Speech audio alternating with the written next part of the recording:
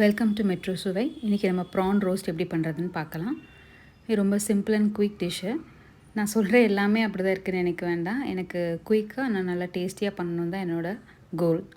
So இதுக்கு நம்ம PRAN வந்து 250 கிராம்ஸ் எடுத்திருக்கேன், மீடியம் சைஸ். மஞ்சத்தூள் 1/2 டீஸ்பூன், சில்லி பவுடர் 1 டீஸ்பூன், கொத்தமல்லி பவுடர் 1 டீஸ்பூன், சீரகமும் சோம்பும் இல்லை, அதனால் 1 டீஸ்பூன் போட்டு வறுக்கலை, பச்சையாகவே அரைச்சி போட்டிருக்கேன். இஞ்சி பூண்டு விழுது 2 டீஸ்பூன், கொஞ்சோண்டு பெப்பர், உப்பு எல்லாத்தையும் போட்டு நல்லா மிக்ஸ் பண்ணிக்கோங்க. இது ஒரு 10 to 15 மினிட்ஸ் மேரினேட் பண்ணலாம். இல்லை எனக்கு டைம் இல்லை அப்படியே சமைக்கிறோன்னாலும் சமைக்கலாம். ஸோ இது ரெடி. பேனில் 3 to 4 டீஸ்பூன் எண்ணெய் ஊற்றிக்கோங்க. ரொம்ப அதிகமாக இருக்குதுன்னு நினச்சிங்கன்னா, குழந்தைங்க இருக்காங்கன்னா 2 to 3 டீஸ்பூன் மட்டும் ஊற்றிக்கோங்க. ஸோ இதில் ப்ரான்ஸை வந்துட்டு ஆட் பண்ணிடலாம். ஸோ ஈச் சைடு வந்து ஒரு 5 நிமிஷம் வேகிற மாதிரி பார்த்துக்கோங்க. ஏன்னா திருப்பி நம்ம வணக்கும் போதும் போடுவோம். ஸோ இதில் கருவேப்பிலை கொஞ்சம் போட்டிருக்கேன். இது நல்லா கிறிஸ்பியாக வரும். ஸோ திருப்பி போட்டாச்சு. இப்போ ஒரு 10 நிமிஷம் ஆயிடுச்சு. இந்த மாதிரி கொஞ்சம் கலர் மாறினோனையும் நம்ம இதை தனியாக எடுத்து வச்சிடலாம்.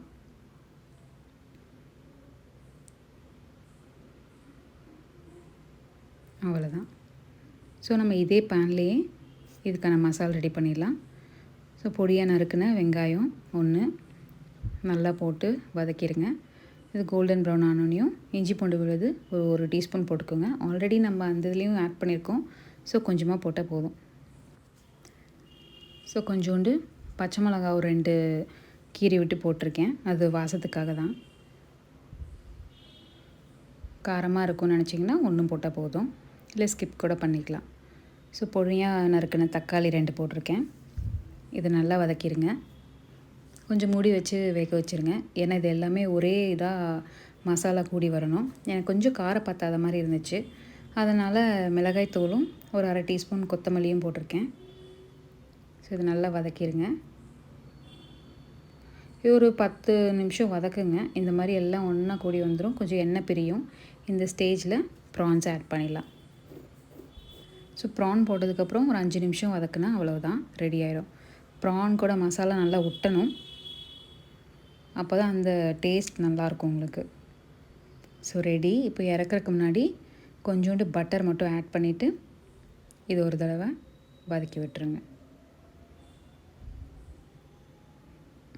அவ்வளோதான், நம்ம ப்ரான் ரெடி ஆயிடுச்சு. ப்ரான் ரோஸ்ட்டு இது ரொம்ப டேஸ்ட்டாக இருக்கும். நீங்கள் சப்பாத்தி, தோசை, இட்லி ஒரு சாப்பாடு எதுக்குனாலும், ரைஸு எதுக்குனாலும் நீங்கள் சாப்பிட்லாம். செஞ்சு பார்த்துட்டு எப்படி இருக்குதுன்னு கமெண்ட்டில் சொல்லுங்கள். தேங்க்யூ.